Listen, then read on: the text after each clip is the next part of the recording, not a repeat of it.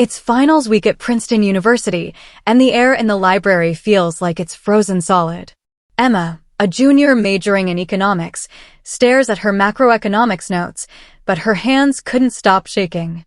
She usually nails practice exams with an A, and her grasp of Keynesian theory even earns extra praise from her professor. But right now, the thought of needing to get an A+ weighs on her like a boulder. The harder she tries to focus, the more her brain feels clouded, and the formulas she memorized the night before suddenly seem foreign. Why does trying harder to do well only make me do worse? Emma's confusion points straight to a classic psychological theory that explains the link between motivation and performance, the Yerkes-Dodson law. The birth of the law, from rat mazes to patterns in human behavior. In 1908, American psychologists Robert Yerkes and John Dodson ran an experiment at Harvard University using rats that changed how we understand psychology. They designed mazes of different difficulty levels, a simple one where rats only had to avoid one turn, a medium one with 3 intersections, and a complex one with 8 path nodes to remember. During the experiment, they adjusted the rats' motivation levels using electric shock intensity. Mild shocks gave the rats a low-level drive to escape. Moderate shocks created medium motivation. And high-intensity shocks sparked intense anxiety and a desperate urge to flee. The results were surprising. In the simple maze, rats under high-intensity shocks found the exit fastest, while the low-motivation group wandered around aimlessly. In the medium maze, the moderate shock group performed best. Too high or too low motivation slowed them down. And in the complex maze, the mild shock group had the highest success rate. Rats under high-intensity shocks were so anxious that they repeated wrong paths over and over, even slamming into the maze walls. Based on this, Yerkes and Dodson proposed, motivation intensity and task performance aren't linearly positively correlated. Instead, they follow an inverted U-curve. When motivation is too low, people lack drive, so performance is poor. As motivation increases, performance rises until it hits a peak. But once motivation exceeds that peak, negative emotions like anxiety and tension mess with cognitive function, causing performance to drop. Later psychologists added, the peak of this inverted U-curve shifts based on how hard the task is. For simple, repetitive tasks, like sorting packages or memorizing vocabulary, the peak sits in the high motivation zone because low motivation easily leads to laziness. For moderate difficulty routine tasks, like writing a work report or finishing homework, the peak is in the medium motivation range. A healthy sense of purpose boosts efficiency. For complex tasks that require deep thinking, like scientific innovation or tough decision-making, the peak shifts toward the low motivation side. Too much motivation only fuels anxiety, hogs limited working memory, and disrupts rational thinking. Education. Tailoring motivation to different learning task difficulties. The Yerkes-Dodson law has long been woven into classroom design and teaching strategies in the U.S. The differentiated motivation teaching method, used by Stanford University's Graduate School of Education, is a perfect example. For basic programming courses, moderate difficulty tasks, professors split students into groups of 5 for a 24-hour programming challenge. Each group needs to build a simple app. And the winners get not just internship recommendation letters from Silicon Valley tech companies, but also $500 in startup funds. This high-intensity external motivation fits exactly with the optimal motivation zone. For moderate difficulty tasks, students won't slack off because the task is too easy, nor give up because the goal feels out of reach. Data shows that students in the challenge had 37% higher code completion rates and 29% better accuracy in mastering key concepts than those in traditional classes. But for advanced AI courses, complex tasks, professors ditch competition-style motivation entirely. There are no midterms. Students just need to submit an independent research paper at the end of the semester, and they can meet with professors anytime to revise it. To ease anxiety, professors also host academic salons, where students share their struggles, not their achievements. Psychologist Sarah Brown explains, complex tasks need the prefrontal cortex to do deep thinking. Anxiety from too much motivation is like memory bloat. It eats up working memory space. The more you fixate on needing to do well, the harder it is to tap into your logical thinking. With this low-pressure guidance strategy, the percentage of students whose research papers get accepted by top academic conferences is 18% higher than in classes with traditional assessments. In K-12 education, Mark Lewis, a math teacher at Berkeley High School, affiliated with UC Berkeley, has his own motivation adjustment trick. For basic arithmetic, simple tasks, he uses a math checkpoint game. Students unlock a cartoon clip for every 10 problems they finish, and the whole class gets a pizza party if everyone completes the unit. High motivation keeps students engaged. But for geometry proofs, complex tasks, he first has students build geometric models with blocks, then guides them to try proving theorems. No emphasis on getting it right, just encouragement to try more. When students don't fear being wrong, they can focus more on logical reasoning. That's the Yerkes-Dodson law in action in the classroom, Lewis says. The workplace. Differentiated motivation management at Google and Amazon. U.S. companies have moved beyond one-size-fits-all motivation to task-aligned motivation when applying the Yerkes-Dodson law. The management styles at Google and Amazon are two classic models. At Google, incentive strategies vary drastically based on task difficulty. For simple, repetitive tasks, like keyword screening for Google Ads, managers use an instant reward system. Employees get a $100 gift card for every 100 valid data checks they complete, and the top 10% of performers get extra paid time off. Google's HR director Lena Khan explains, these tasks don't have much intrinsic appeal. They need high motivation to drive progress. Like the Yerkes-Dodson law says, the optimal performance point for simple tasks is in the high motivation zone. Instant rewards quickly boost employees' willingness to act. Data shows this approach increased efficiency for simple tasks by 42% and reduced error rates by 31%.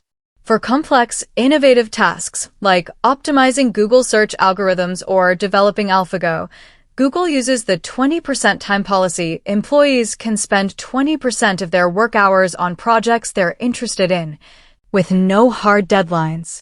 In 2018, Google's AI voice assistant got an upgrade. Its dialect recognition feature came from an engineer's project during their 20% time.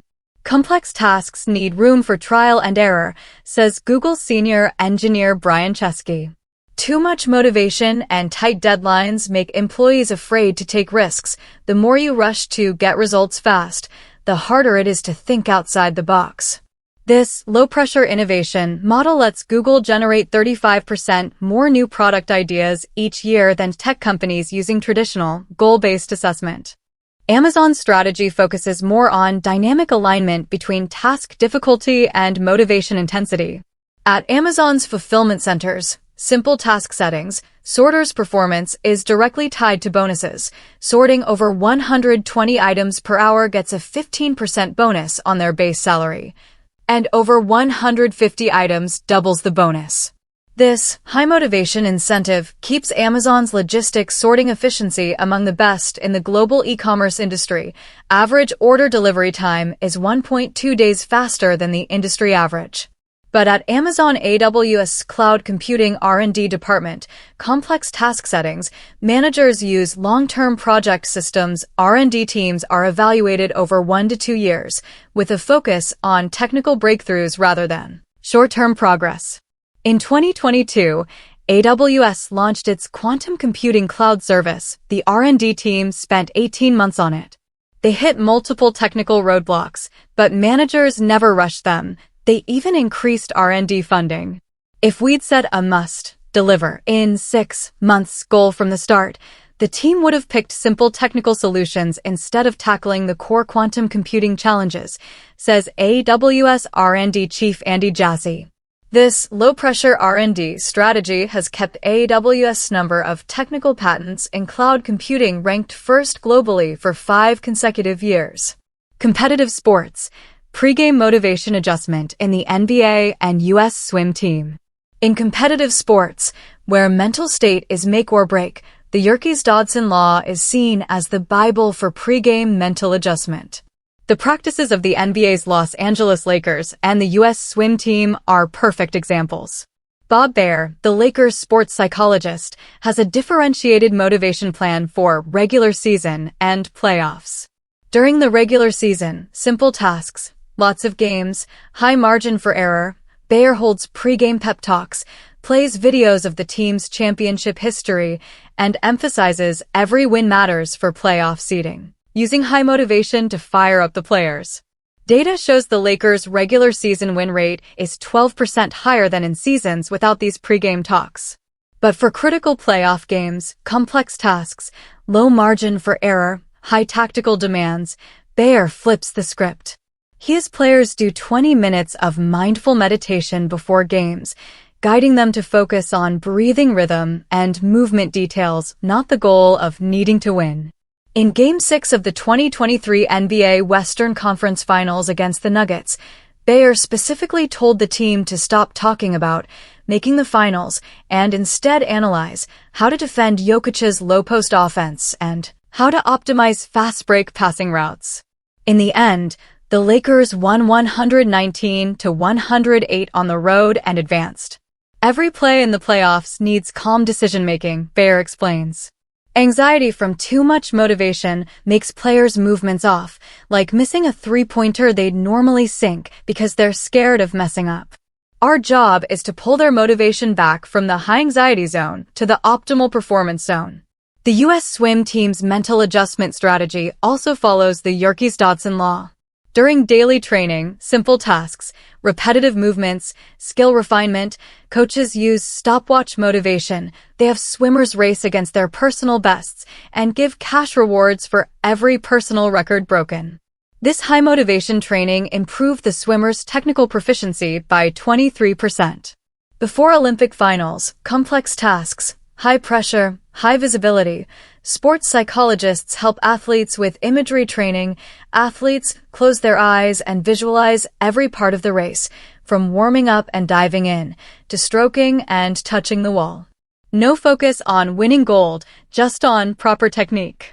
Before the 2020 Tokyo Olympics women's 400-meter freestyle final, U.S. swimming star Katie Ledecky, psychologist, had her cut back on media interviews and spend 30 minutes a day on imagery training. In the end, Ledecky won gold with a time of 3 minutes and 53.25 seconds.